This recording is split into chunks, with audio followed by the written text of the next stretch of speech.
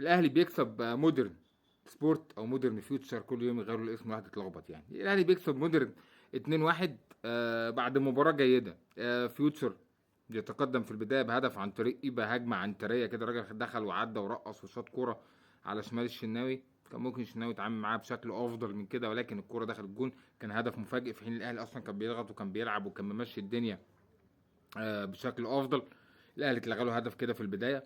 بعد كده جم مودرن فيوتشر قلب المباراه، الاهلي بدا يضغط. وفي اخر حدث الشوط الاولاني امام عاشور بيتعادل الاهلي 1-1. الشوط الثاني التغييرات فرقت كتير مع الاهلي، وبينجح بيرس تاو انه يجيب جون تاني الاهلي ويضمن الثلاث نقاط للاهلي. ثلاث نقاط هامه بتقرب الاهلي من الفوز بالدوري. الاهلي عنده مباراه يوم الاثنين القادم امام بيراميدز، يكسبها ياخد الدوري مرتاح بدون نقاش وبدون كلام. حتى لو خسر هيبقى برضو الموضوع قريب شويه الاهلي، ولكن الخساره ممكن تهدي الدنيا شويه، ان ممكن يبقى لسه في منافسه في الموضوع، ولكن فوز الاهلي ينهي الامور تماما. عشان كده ثلاث نقاط هامه كسبها الاهلي في ماتش النهارده.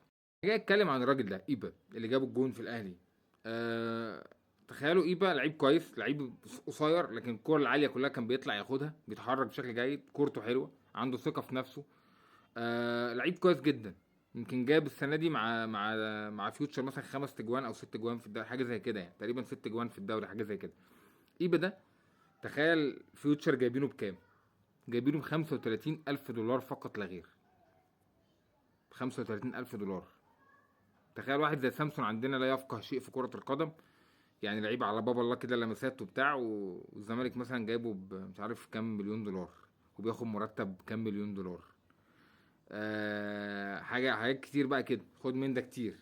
خد من ده بريمان داي مثلا، شوف بياخد مرتب كام في الزمالك.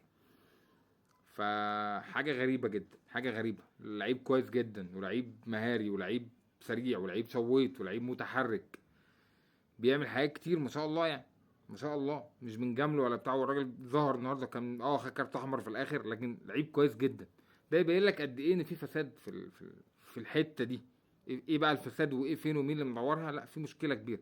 مش عشان اللعيب يجي النادي لازم يروح للوكيل الفلاني والشركه الاعلانيه عشان اجيبه واحط مبلغ كبير. اهو $35,000 وزي الفل يعني، مؤدي الغرض وتمام جدا.